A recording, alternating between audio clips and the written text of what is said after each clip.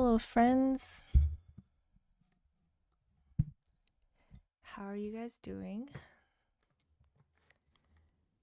Could I get a mic check?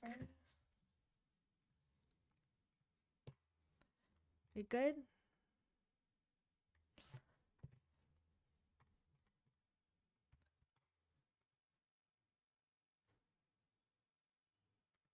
Yeah? Okay, cool. How are you guys doing? It's been a while. This is Hong Kong. I want to show you guys. So, this is the place I'm living in Hong Kong now. There's a mountain over there. Yeah. I have moved to Hong Kong.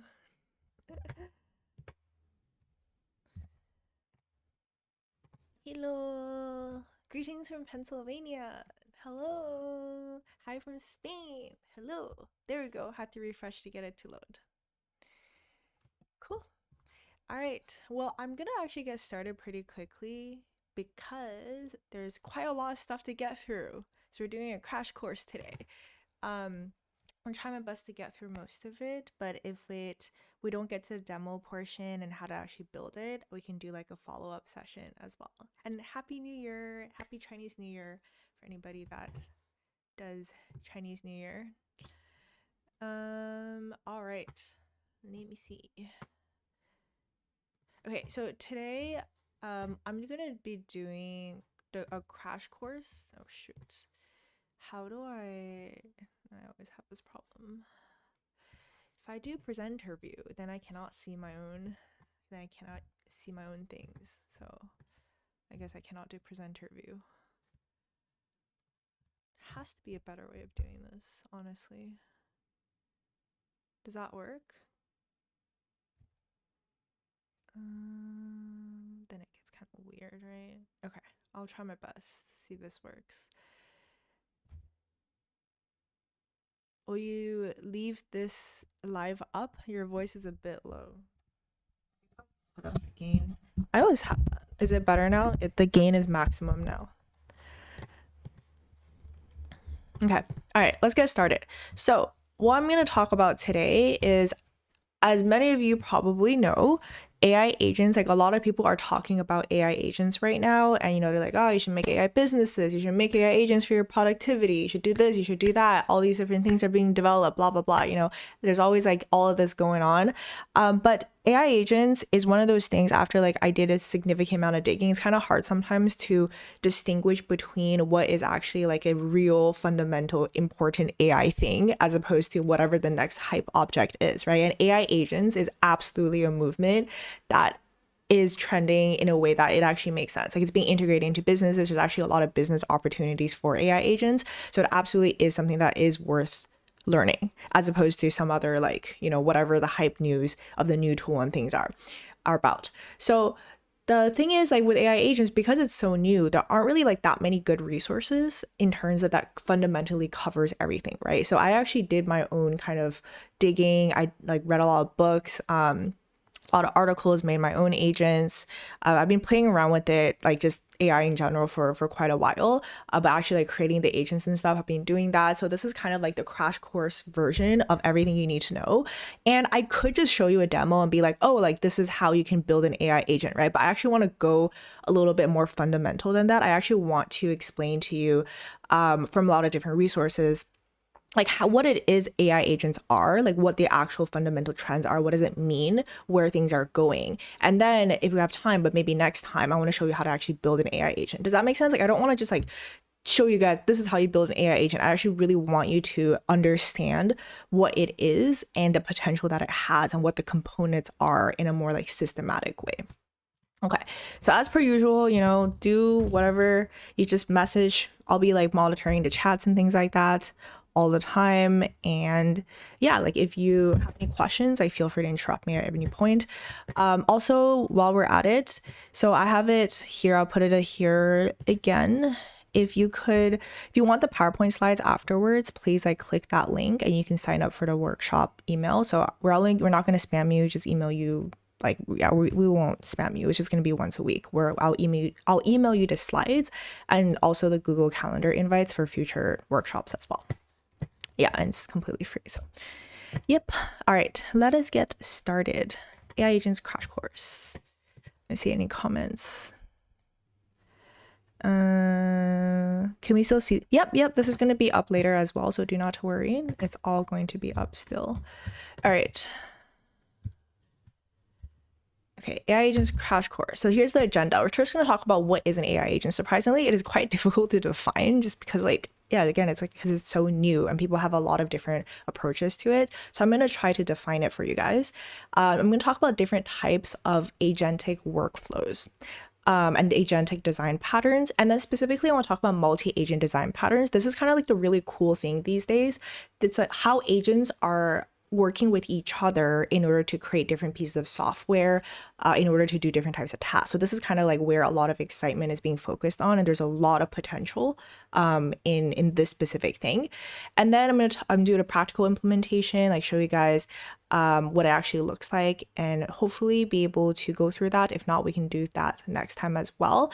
And then I also want to, hopefully if we have time, go through some of the business opportunities using AI agents as well, but potentially that could be like a part 2 for practical and then part 3 for business opportunities. But the thing that I definitely want to cover during this session, this workshop, is going to be like the things over here, the fundamental information.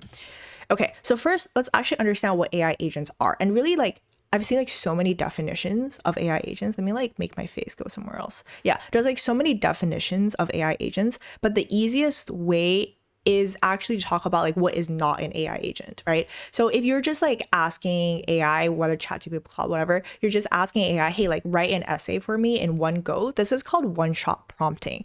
And this is definitely not an AI agent. You're just simply asking AI in order to do something for you in one go, right? And you can get like a decent amount of like a decent result from this, but it's not very good. It's probably going to be quite vague.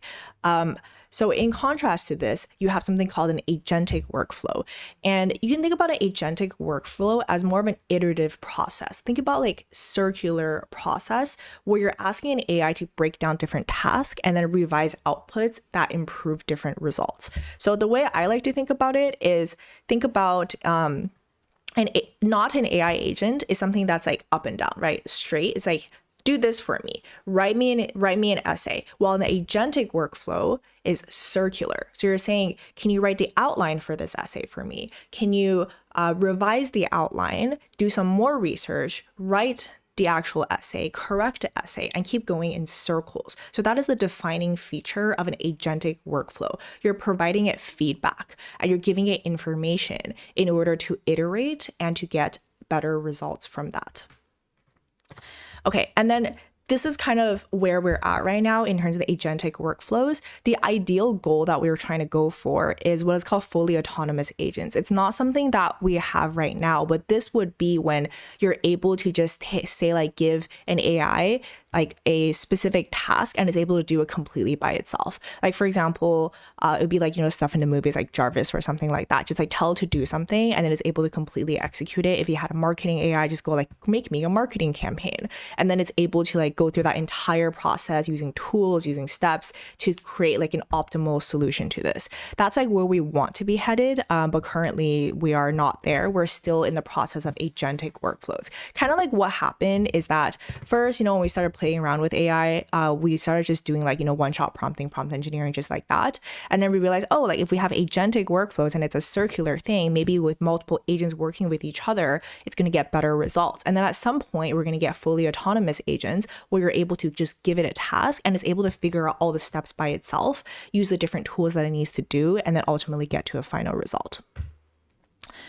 Okay, so yeah, this is like diagram in terms of how you can think about it. So a non-agentic workflow is going to be one pass execution, no adjustments. An example is writing an essay to start to finish. Agentic workflow is going to be like giving a step-by-step execution. There's a feedback loop. An example would be writing an outline, doing research, drafting, and revising. And a truly autonomous agent over here is going to be like fully independent and do everything by itself. I'm going to stop here and see if anybody has any questions. Is it also about agents? Yes, we're talking about agents right now. The Olama course by Free Code Camp, I'm not sure about linking in her class. I am not sure what we're talking about here. Can we see this later? Great. Is it after? Yep, it is still going to be live. And yes, it's on the pinned comments. If you sign up for that, we'll also send you the slides over, because like, yeah, I'll send you the slides over. The live stream itself will be here as well, so do not worry. Do you use open source models? Yeah, I mean, personally, you can play around with a lot of different models. I actually think what's also really cool about agentic workflows, it's designed to be model agnostic. So you can actually plug it in. Agents are more like a framework, if that makes sense. It's more of a framework for how you do things, and you can change the different models, you can change the different tools, and you can change things around depending on what your task is supposed to be and what kind of agent it is that you are. That's why I'm so keen on, explaining to you the fundamental frameworks of doing this, as opposed to just, like purely showing you how to do it with a specific type of model. What's the difference between AI agents and agentic AI? Yeah, great. So AI agents, so that's why I actually did the way I wrote it the way it is. It's like very hard to define because we're still trying to figure it out. I think the easiest way of seeing it is by this 3-step process, where what is definitely not an AI agent, agentic workflow means it has like certain agent capabilities, right? That iterative process or certain agent-like iterative things. And then an actual AI agent, like by definition, is a fully autonomous AI agent that is going to be able to completely do something by itself. So that's the distinguishment. And right now we're still at a stage of more agentic workflows. Like there's components of agents, but we're not completely at an autonomous agent yet. If you heard about like Devin, when the first autonomous AI coder came out, they said that it was going to be like a fully autonomous thing, but it's really not, because we're still like not quite there yet. But that's like the ultimate goal for what we want. Okay. When do you think fully autonomous agents will be available for the public to use? I don't know. The thing is, with AI, it's so hard to predict. It could be like a month. It could be like a few months. It's really hard to predict, but I do think it is progressing significantly. And I'll talk about this a little bit more in terms of like the actual frameworks. It's probably going to look something like multiple agents working together to come up with this like fully autonomous agent kind of look. That's probably what's going to happen. All right, let's keep moving. Oops. Okay. So in case you cannot remember, what are the components? What are the agentic design patterns? So I'm going to be talking about these like agentic design patterns now. And this is courtesy of Andrew Ning. He's like a superstar in AI, so I'm not the one claiming credit for this, but I did come up with this mnemonic, which we can revise later. So the 4 different design patterns, like the agentic design patterns that are what people are looking into right now, is called reflection, tool use, planning, and multi-agent frameworks. So I like to use mnemonics but can't remember stuff. So I like to think of like red turtles paint murals. So we'll actually review this. So to remember, like R for reflection, turtles for tool use, paint for planning, and murals for multi-agents. So in the future, I'll probably give you a little quiz at the end. If you can't remember what agentic design patterns are, it's called red turtles, paint murals, reflection, tool use, planning, and multi-agents. All right, I'm going to go to each of these now. So agentic design pattern, let's first talk about reflection. So reflection is the most simple form of agentic design pattern. And this is when AI reviews and improves its own output by analyzing and refining a response. So this can be like, this is honestly super simple. You might not even think about it as an agent because it's so simple. But for example, if you're trying to write a code review, for example, you're asking AI, hey, can you like write me this piece of code? And then you would say, can you write the code for a specific task? And then you can then ask the AI to actually check its own code to make sure that it is doing what it's supposed to be doing, and then identifies its own errors. And then you can tell it, oh, after you identified this error, please make these improvements. And then ultimately it would make that improvement and correct its own process. So this is the simplest version. You're asking the AI to reflect on what it has done, iterate upon that, and then be able to come up with a better solution.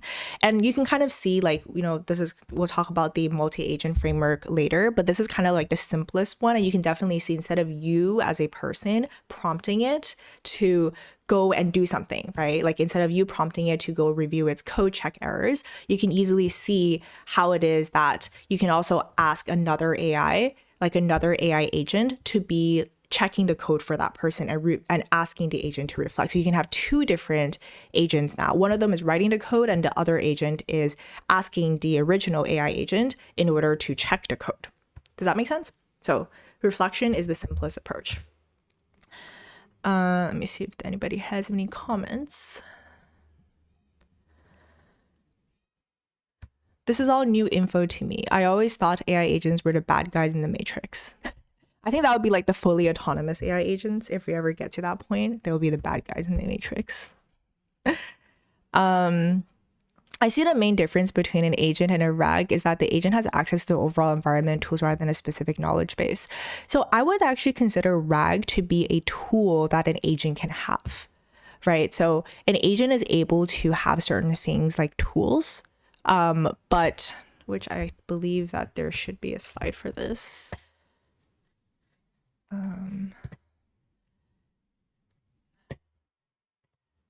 Yeah, actually, these are, I think I don't know if I have a slide specifically for what I mean when it comes to tool use. Okay. Yeah, so I'll talk about this I'll talk about this a little bit later. But so the way that I would see it is not necessarily that RAG is not an agent in itself. You can think about an agent as the ability of doing something, right? Like agents are usually said as something like a marketing agent or a coding or a software engineer agent. It kind of embodies a specific task or a specific role. RAG, which is like being able to reference certain information from a database, is more of a tool that an agent can use in order to accomplish that task. Does that make sense? Actually, tool use is the second agentic design pattern. So agents can leverage external tools like web search or code execution to enhance its capabilities. So for example, you might want to get a research agent to, you wanted to buy a coffee machine, right? But instead of just asking it to figure out like what's the best coffee machine possible, you can give it web search capabilities and compile the search results. So you're letting it have access to the internet, and then it would be able to compile the search results and give you a better answer, as opposed to if you're just directly questioning it. You can also see like if it's a researcher agent and you want it to be able to have a RAG abilities, so it's able to reference like certain databases that it has access to, you can ask it something like, according to this specific database, like what is it that I can do? So that would also be part of like a tool that an agent would have the ability to use. Another example will be making a coding application. So if you want to make a website, do some math, or like do some object detection, whatever it is that you want it to do, you can give the agent the tool in order to execute code then and to be able to write code. So then it's able to do these computations and actually come up with a final result. Does that make sense? Let's see comments. Okay, what is RAG? So, sorry, I should actually specify. So RAG is retrieval augmented generation. It's a way that you're able to give agents, it's a way for you to give the agent or whatever it is that you're doing access to a certain database. Does that make sense? So for example, if you're asking, if you're just asking AI something generic, like, oh, like, can you, I don't know, come up with, oh my God, I can't think right now. Come up with a graph that is a graph that showcases revenue forecast for this specific grocery chain, right? So it might be able to search the internet, or it might just be able to have that information and it's able to come up with a graph. But say if you want to ask a question like, hey, can you come up with a graph to show the forecasting for a certain grocery chain, this specific grocery chain, and you provide a specific data that is that it wouldn't be able to find elsewhere, then that agent or that AI is going to be able to use RAG to retrieve the information from the database that you provided to give you better results. I hope that made sense. Any other questions? Kinda. Okay. Do you think they already have AIs like Jarvis or very, very advanced, like fully autonomous AI privately? No, I don't think so. I think that commercial use, without getting into politics, like I would very much doubt if that were the case. Is reflection part of reasoning? I mean, reasoning, it is like a reflection is a part of reasoning. You're basically prompting the AI to do reflection, which is a form of reasoning. There's a lot of ways to get AI to reason. You can give it like different prompts, you can do different things, but think about it in the context of agents specifically. You're asking it to reflect upon itself. Remember, like agents is defined by that circular process, right? Like circular process. And you're simply like trying to figure out how do you get it to reflect as part of that circular process.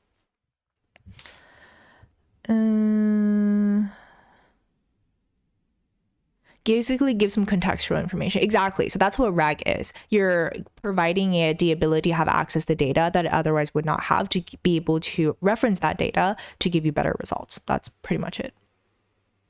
Like proprietary information, for example, can it do web scraping, return data as JSON? Yes, it can. So that's part of the tool use that is here, right? Like if you have an agent, like agentic design pattern, and you're giving it the ability to do tool use, for example, execute code and do web scraping. So that's part of, if you're giving the tool to do that, then it would be able to do that and return the data as JSON. And this is something that has already been shown to work for like many times now. So this is something that definitely does work. That'll be a tool that your agent can use. Exactly. Correct. Okay, hopefully that made sense. So I think the confusion that you may have, it's like, oh, like why are we talking about these like specific agentic design patterns? Like what actually is an agent? And I think that confusion is very valid, just because we have not actually achieved an autonomous agent yet. So we're really just thinking about ways, how do we get better results? It's just an evolution of how to get better results by using a framework in terms of getting it AI to embody like a certain role, to do a certain thing, and giving it tools and giving it different ways to be able to do that better.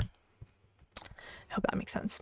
Okay, so the next agentic design pattern is planning and reasoning, which is, what we talked about just now. I mentioned this previously. So this agentic design pattern is asking the AI to determine optimal steps and select tools to execute a task efficiently. For example, you may be able to ask a AI agent to generate an image where a girl is reading a book and her pose is the same as the boy in the example, then describe the new image with your voice. So first, the agent is going to need to be like, okay, like that's like a lot, right? So it needs to be able to plan and reason, like what are the actual step-by-step things that it needs to do in order to come up with a final, in order to describe it with the voice, right? So it has to go through like a sequence of different plans and different components. What's the right word? It needs to go through like a sequence of different steps in order to get to the final result at the end. So in this case, you would be generating an image where a girl is reading a book. So first it has to be like, okay, so I have like this picture, which is maybe like example.jpg. I need to be able to identify the pose. I then need to figure out how to generate images. And then I need to make the image into text. And then I have to go get a tool that uses text to speech conversion. So it's kind of like coming up with a step-by-step process. And this is a very, very powerful agentic design pattern, because you're basically giving your agent the ability to plan ahead of things, and you're giving it the ability to execute on that plan as well, which is very similar to humans, and in some ways, like agents, the way that we're thinking about it right now is like, how do we get it closer to the way that humans operate? And this is something that gets us one step further. Okay. Before I go into multi-agent systems, which is actually like really, really cool, I'm going to see if there's any questions that anybody has. Yeah, like chain of thought prompting, like all these prompting methodologies like planning methodologies, these like prompt engineering things are ways in order to get agents to do certain things. Well, like design patterns, agentic design patterns are different frameworks that you can use in order to make an agent better.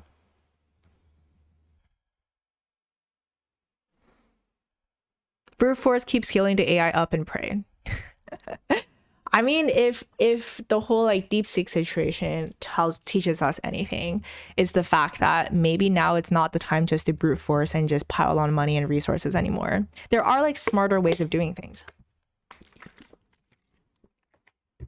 And I think AI agents as a framework is one of those solutions for how is it that we can think about using AI to accomplish our task in a way that's actually a lot smarter than just brute forcing things. Kind of like a shovel can't dig a hole without you behind it. AI can be a team of shovels for yourself. Yep, exactly. user reward function for every successful step and action it takes. Well, that's something that's already like part of the infrastructure of how AI is being created. All right. Let us move on. So the final design pattern is going to be multi-agent design pattern. So a multiple AI models with specialized roles. So this is interesting because initially, like all the other design patterns we talked about, we're just talking about like one specific agent, right? That you're giving it tools, you're getting it to think about stuff, you're getting it to plan and reason and break things down to steps. But this one's really interesting. It's like multi-agent systems. Instead of just having one agent, you are actually asking, you're actually asking something, but then you're gonna get different agents that have different specialized tasks in order to accomplish something. So why is it that this is useful or interesting, right? It's think about human dynamics, right? If you go ask a human, just like some person, and go like, hey, like make me a marketing campaign, then that single person has to be a jack of all trades.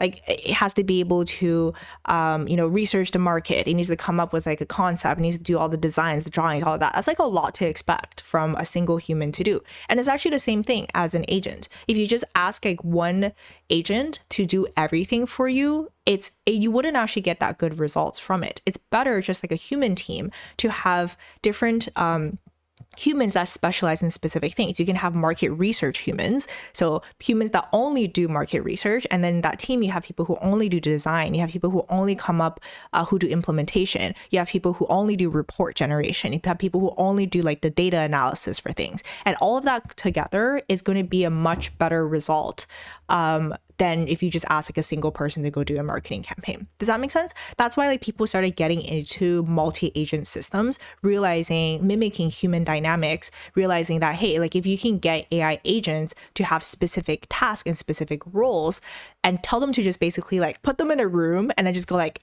work together, you would actually get better results than just trying to get one AI agent to do everything for you.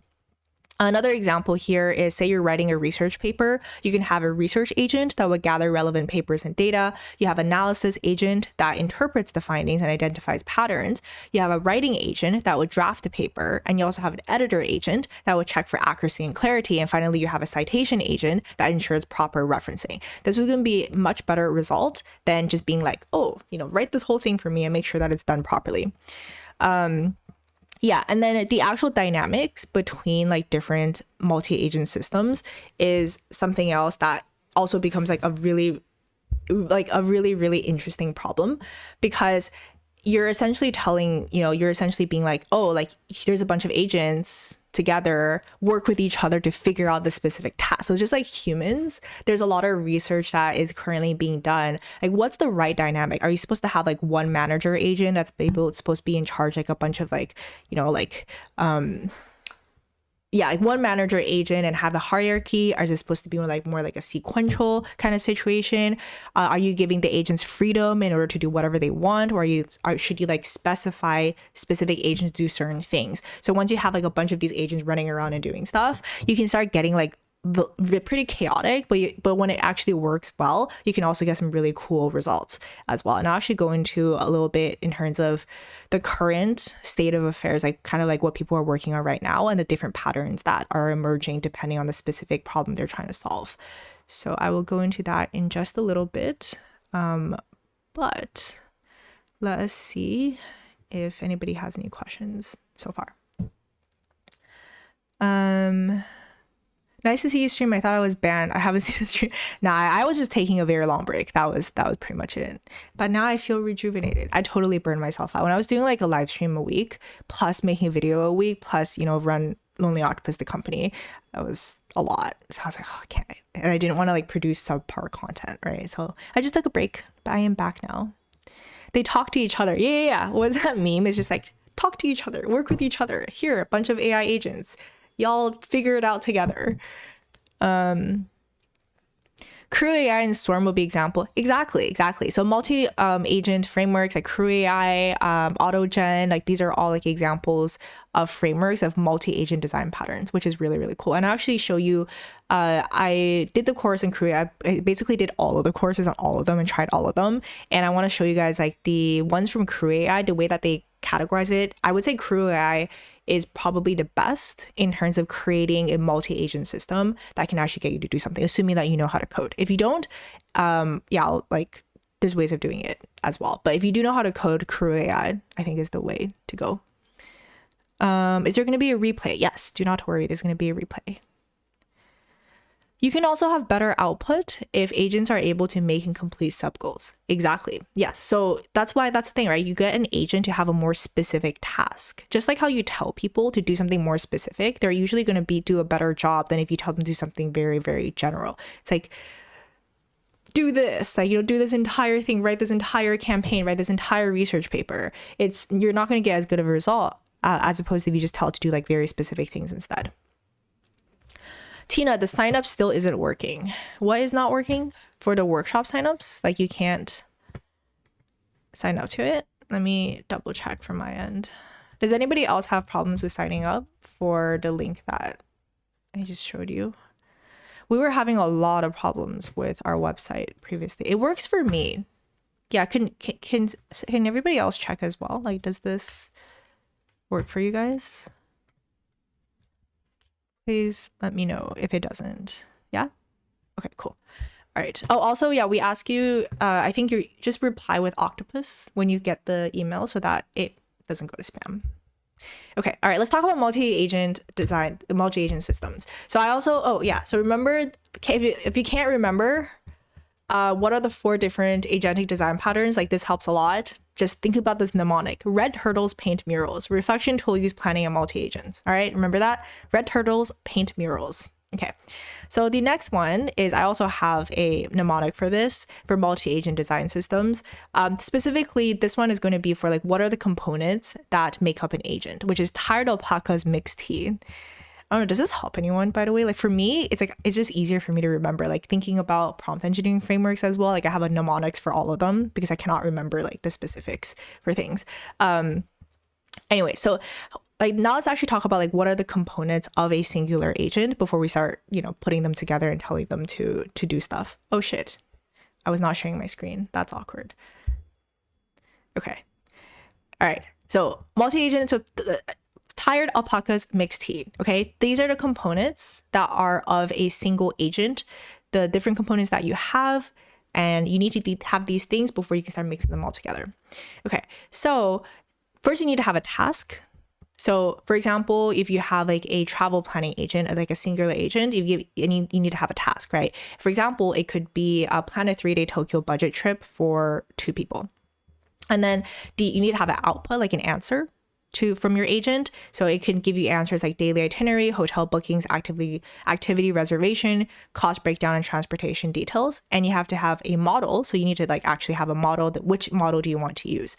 It can be Claude, it can be like, Gemini, whatever, Llama, DeepSeek, whatever you want. You can trade that out as well. And then finally, you need to give your AI agent tools. So an example, if you're doing a travel planning agent, some of the tools would be Google Maps API, Booking.com API, flight search, weather data, and currency converter. So what I think is like really, really cool is this like framework, you can trade these things out. So these are like the basic components of all AI agents, but you can trade out what the task is, what the answer you want from it, what the model is, and what the tool is. And I just think like, at least for me, like when I was learning this, like this helps so much because then I understand like, okay, these are the components, the building blocks of what an agent is. And that's literally it. So yeah. Can't remember. Tired alpacas mixed tea is the mnemonic. Task, answer, model, and tools. All right. Okay, so now let's talk about actually. Does anybody have any questions about the components of an agent before we talk about putting them all together? Well, yeah, you haven't received the slides yet because I'm currently still going through the slides. After the live stream, we'll send you guys the slides. Why an alpaca would mix tea? I don't know. It's just a mnemonic. Isn't that easier to remember? Okay, if I told you just to remember, all right, guys, task, answer, model, and tools. Can you remember that? But if I told you to remember this, tired alpacas mix tea, then you can remember this phrase pretty easily. And then you can think, oh, what is tea? What is tired alpacas mix tea? T is going to be task, A is going to be answers, M is going to be model, and T is going to be tools, right? Does that make sense? That's why mnemonics are useful. I mean, you don't have to remember the mnemonic. If you can just like somehow remember this directly, that works too. Task, answer, models, and tools. Yeah, you can do that too. No problem.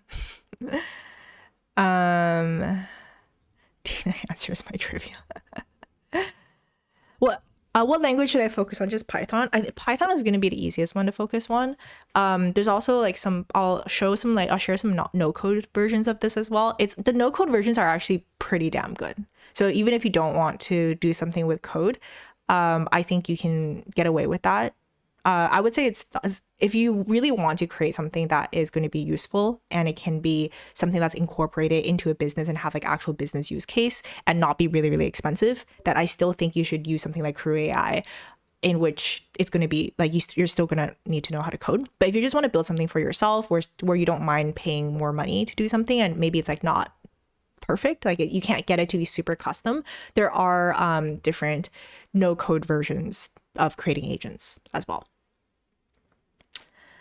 Do you need different prompts aligned against different tools or APIs for an agent? Yes, great question. That is a great question. Yes, you do. That's actually something I did not include in this framework. Maybe I should change this framework. So you do need a prompt. That is absolutely correct.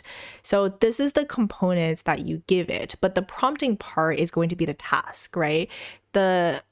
When you're writing what the task is that you want the agent to do, this is where the prompting comes in. So all the prompt engineering stuff, I think I did a video a while back. Maybe I'll do like a refresher course for you guys at some point through live stream. Let me know if you want me to do that. But that's where the prompt engineering part comes in. The way in which you are prompting an AI agent. Every AI agent, when you're giving it a task, you need to give it a prompt as well.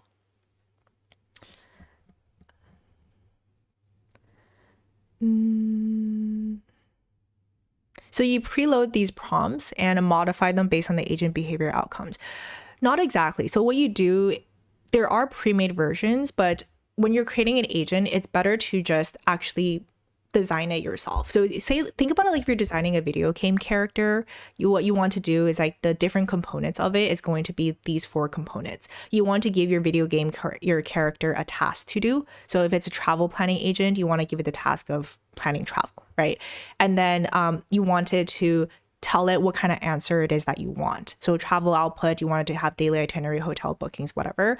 And then you want to assign a model to it. It's like which model you want your character to have. Maybe you want it to have a Claude model. And then you also assign what tools you're giving the agent so that it's allowed to use in order to accomplish this task. So you want to set this up front when you're designing your character, when you're designing your agent, so that it's able to do that specific task. And then you can iterate on this. Like maybe, for example, you realize that your agent like needs another tool so that you can add in another tool for your agent as well. Maybe you realize that maybe like Claude is like not the best model for some reason, and you want to use an open source model, you can switch out a model as well.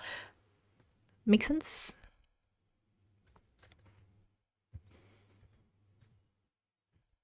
Any other questions? Absolutely, refresher course on prompting or prompt engineering would be great. Okay, we can do that. I can do that. How long approximately is today's live stream? It's going to be approximately an hour. I don't know if I'm going to have time to go through like the live demos and stuff, but I might do that as part 2 if you guys want. Yeah, I hope you guys don't mind that. Like, do you like this kind of more theoretical kind of that I actually give you the fundamentals of things as opposed to just like directly showing you how to do things? Like, do you like that I give you frameworks and stuff? That's like a question that I actually would be interested in knowing if you actually like that or not. And actually, speaking of which, if you guys can do me a favor, this would be genuinely really, really helpful. If you could, so what we're trying to do more market research over here and also come up with better live stream, like what is it called? Different like workshops. So if you guys fill out this form, honestly, this would be super helpful. So it's asking for like testimonials in terms of like what it is that like feedback and testimonials, like that would genuinely be super helpful. Let me just kind of like share this page, because what we're trying to design, like what we actually want the workshops to look like, it's very helpful to be able to come up with like what people actually want. So it's kind of like for you to provide feedback, like this is what it looks like. Yeah, it's really simple. It's just your name, and then how did the live stream help you? What did you find the most valuable? And if you want, you can have a video testimonial, which would help me a lot. So, you know, having those videos and showcasing people, hey, our workshops are actually helpful. Yeah, that'd be really great if y'all could do that for me. All right, let us continue.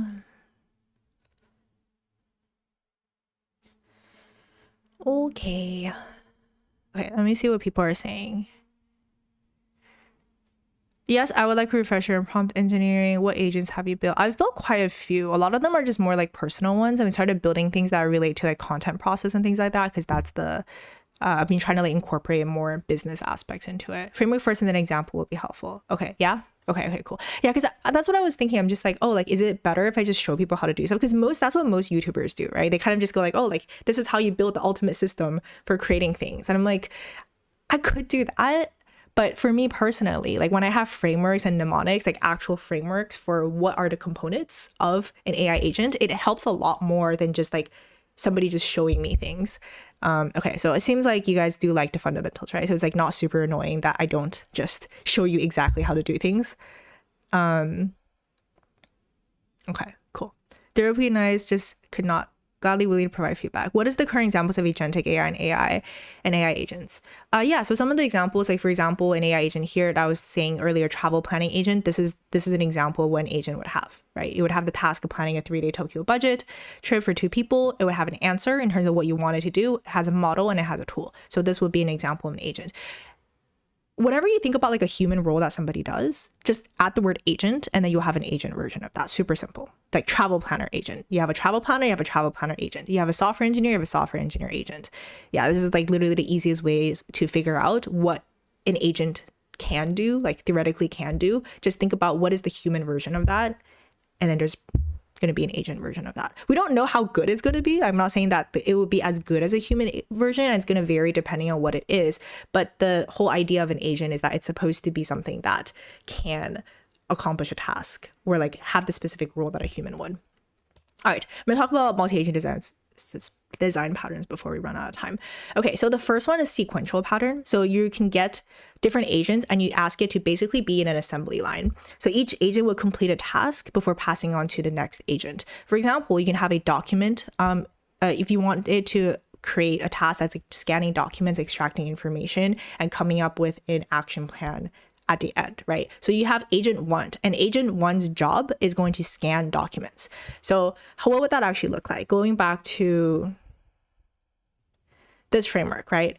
Task, answer, model, and tools. Like agent 1, since its job is to scan a document like from a PDF or something, the task would be scan documents. Answer that you wanted to have is a scanned version of the document. So you would have maybe you want it as a JSON, maybe you want it as a text file, whatever it is that you want to ultimately have a version of the text from the document. The model you can give it, you can choose Claude if you like. My general default, by the way, is usually Claude for most of these things these days. And then the tool that you're going to need to give it would be like Vision, right? Because it's scanning a document, you would need to give it the ability of accessing camera or accessing some type of vision in order to scan the document. And they would also probably need to have like give it ability, if you wanted to create a JSON or something like that, have the ability for like code or like certain, I guess like you don't really need it to have code. You can just reformat it as that, but it definitely would need to have the ability of scanning information either through like the camera app or like some other type of API. And then you would pass it on to agent 2, which is supposed to extract the text from that information. So it's basically just like a bunch of things you're extracting it, and then you need to extract the text from the information that's there. Oh, sorry. I think in this case, we're actually breaking it down. Sorry about that. Let me try again.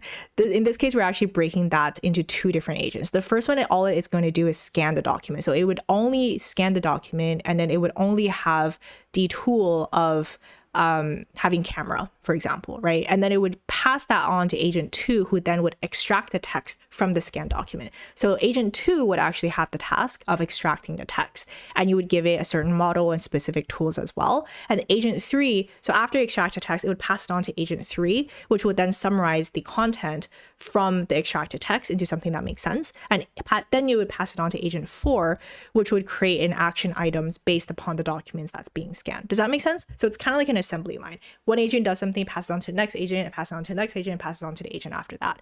This is a design pattern, a multi-agent design pattern that is really useful for things that require a strict order of operations. Like if you can clearly define what are the steps in order to accomplish a task, then this is a really good design pattern for that.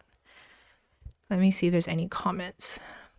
Conceptual understanding helps a lot. Okay, cool. I'm really glad. The structure is great. Okay. Yeah, if you can provide like feedback in terms of the thing I just sent, which I will just send to you guys again, that genuinely is like extremely, extremely helpful to figure out, because there's like 335 of you guys watching right now and I don't know what you guys are thinking. So God, let me know. All right. So the next one is going to be hierarchical pattern. I just do not know how to pronounce this word. So in hierarchical design pattern is when you have like one agent at the top, which is going to be a manager agent, and then you have a bunch of minion agents, or sorry, employee agents who would be doing specific tasks, and then they would be reporting it back to the manager. So the manager would be assigning a task, and it would be coordinating work and delegating to these different sub-agents, and then the sub-agents is better than minions. Yes, let's call them sub-agents. The sub-agents will do specific things, report back to the manager, and then the manager would be able to compile everything together.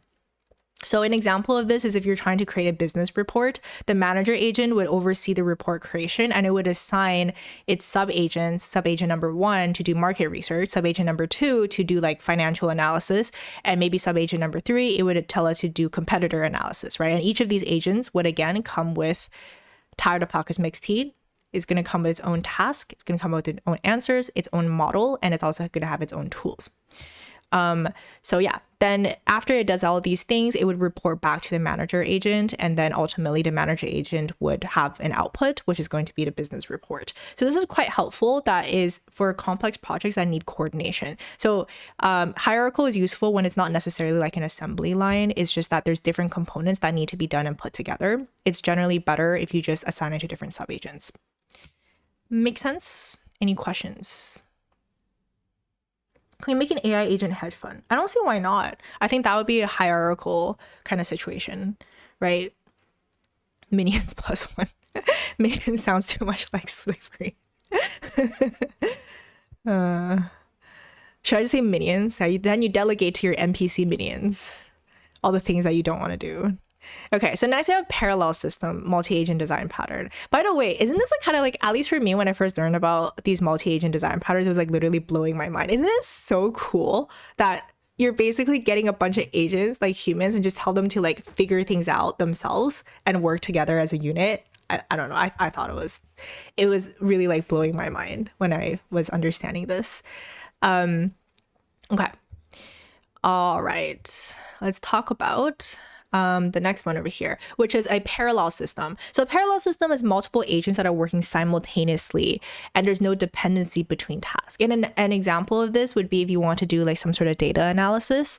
And the agent 1 is going to be analyzing sales data, agent 2 is going to be processing customer feedback, and agent 3 is going to be reviewing market trends. So they don't necessarily have to come together. From a business perspective, like each of them is just doing its own thing, and all of them are necessary in order to ultimately be able to run the business. And this is really helpful for large scale data processing. So this is actually quite similar to the way that from the code perspective, like a technical perspective, how we do a lot of data processing to begin with. Instead of like sequentially executing like one line of code and things like that and processing data, you can actually split the data into like different parts, right? And then tell a different person or a different software or, different hardware to compute at specific things. Does that make sense? So you're like, say a really easy example would be like, say you have, I don't know, like 10,000 lines of data, right? Instead of having to process all of that, you can actually just split that up and then tell each one to just process them by themselves individually. And this is also kind of like task as well. So each agent will be doing like a specific task when you're doing data analysis in parallel. Make sense? Any questions, comments, thoughts? Very interesting. It'd be nice to follow along to build some time-saving projects would be useful. In my case, an agent that helps as a virtual assistant for knowledge management for applying for jobs. Yeah, I don't think I have time to do that now, but we can do like a practical implementation of this. I'll actually show you how to do this next time if you guys want. Where is AI lacking in contrast to where it wants to be? Oh my God, it's lacking so much. Okay, that's like a whole other topic. There's a lot to be desired right now. I think we're honestly like, we're in such infancy at this point. There's a lot. Okay, the next design pattern is an asynchronous design pattern. So you can have like agents working independently without fixed timings, and this would be more just reactive to events and conditions. So a great example of this is like in cybersecurity, you have different agents that are just doing different things at different times and all working completely independently, which is why it's called asynchronous. So agent 1 could be monitoring network traffic, agent 2 could be checking system logs, and agent 3 could be analyzing user behavior, right? And then for each of these agents, they're all checking for cybersecurity threats in their specific domain and their specific this one is checking for network traffic, any anomalies, this one is checking for system log anomalies, and this one is checking for user behavior anomalies. And if any of these agents, as they're doing things independently, detects an anomaly, it would kind of flag that, right? So this is quite useful for real-time monitoring and response. Any questions, thoughts?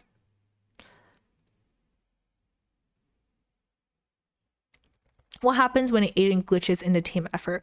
That's actually a great question. So there's ways of getting around that. So that's part of like the key, the magic of prompting. So you can actually specify when you're specifying an agent in the prompt, like what it is that you need it to do in case something happens, right? So you can kind of like have constraints, you can kind of catch certain things that happen.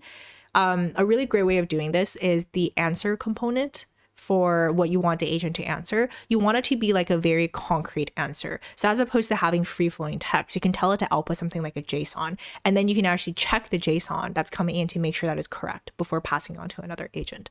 So there's a lot that you need to play around with in terms of the way that each agent is able to output certain things and what each agent is doing. And that is just magic of prompt engineering mostly, and trial and error a lot of times.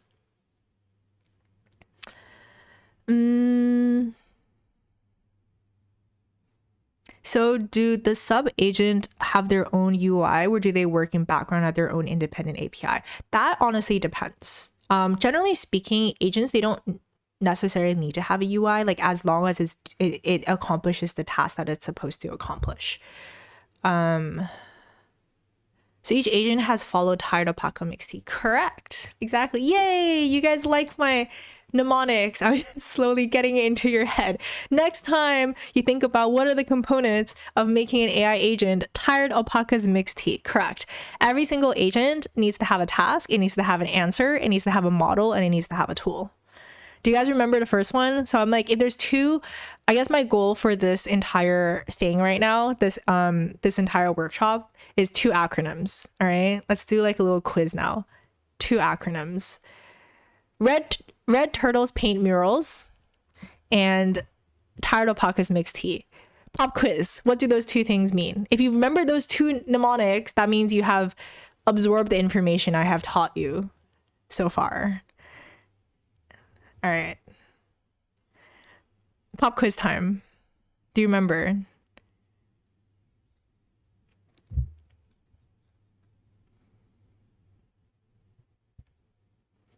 What's another use case for this besides cybersecurity?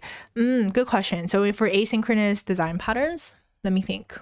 Let me know if you guys can think of anything. Something that doesn't require, that's like just independently doing something completely by itself. I'm thinking like any sort of monitoring system, like if you have camera, like what is that called? Like CCTV networks, right? Like each camera, like a lot of security stuff, I can see that because they're just trying to detect any anomalies, right? I can also see it being used for, yeah, like anything that involves like security and monitoring would do something like that. What else? Ooh, let me ask AI while you guys are answering the 2 questions. What do they stand for? Okay. All right. Type in the chat. I'm gonna quiz you guys. Tired What does tired alpacas make tea stand for? What does red turtles paint murals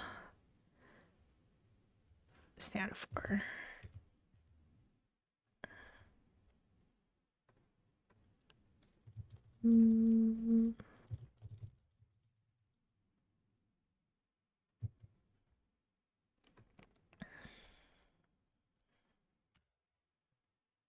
Okay. Task answer model. Yay! You guys are learning things. You can remember. Okay. Looks great for detect. That's a great one. Like detecting. Oh, that's a really cool one. Like in healthcare system, I can totally see that. I know that. Again, not like a healthcare expert here, but it's like I think you're doing like different scans and trying to like figure out what's wrong with someone, right? You're like conducting a bunch of different tests.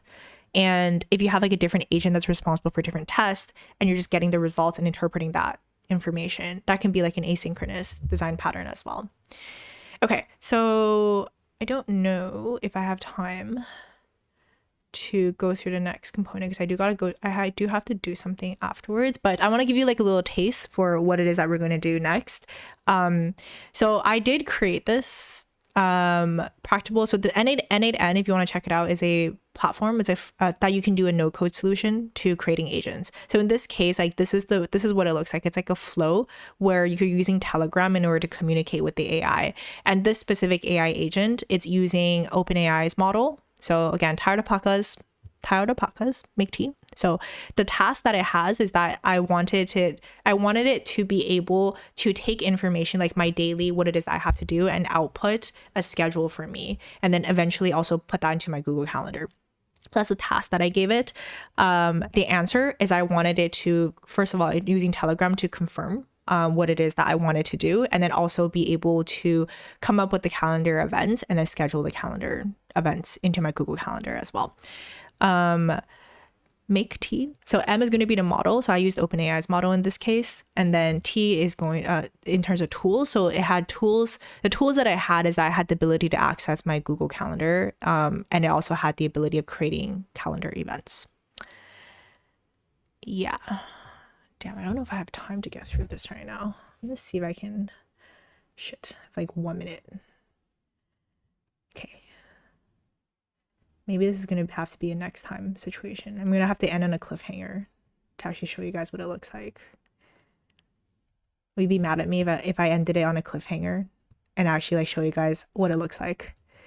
Also, by the way, I am making a video. So a video tonight is going to drop where I'm going to be covering, this is kind of like a snippet. In the video, there's going to be even more information that covers this as well. So you should check it out. Yeah. And I do show the demo in that video, but the actual implementation, I might have to end at a cliffhanger and show you guys next time. We can build something next time. Okay, see if anybody has any comments. No, cliffhanger. Cliffhanger. Okay. Hey, okay, great. People are answering the question. Where's gonna show up next time? All right, show up next time, all right? And then we'll actually show you guys how it is that we can build this.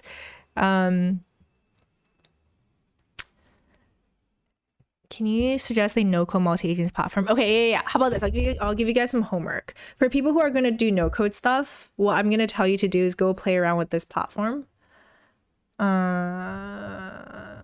Hold on. It is honestly quite good. And they have a free trial, so you don't need to pay. I forgot how long. It's like a week or 2 weeks or something like that. So you can get started for free using this. So homework time. So... oh my god, I have too many tabs open. Shit, too many tabs open. Okay, so no code platform. And then if you do know how to code, I highly recommend using Crew AI. So I'm going to send you the link for that as well. I mean, you can use both if you like, but depending on what it is that you want to do. Code version, you can use Crew AI. Cool. What would the next section be? Set up for I will let you know. Sign up for the workshop and we will give you details for the next session. So this one, and by the way, like again, this one is this link is going to be if you want to get the slides. So I will like literally after this live stream, I will send you guys the slides for this so you can go through it. And then if you can give me feedback or testimonials for how you find the workshop, that would actually be really helpful as well. So I'm just gonna give you the link to that as well, so I know what it is that people actually want to do. Also, yes, cool. All right. If there were 321 people standing in front of you, would you do this so comfortably? I think I'm good at pretending to be comfortable. All right. Thank you so much for joining, and I will see you guys next time. I hope this was helpful. And don't forget to sign up so you get the slides. Okay. See you. Bye.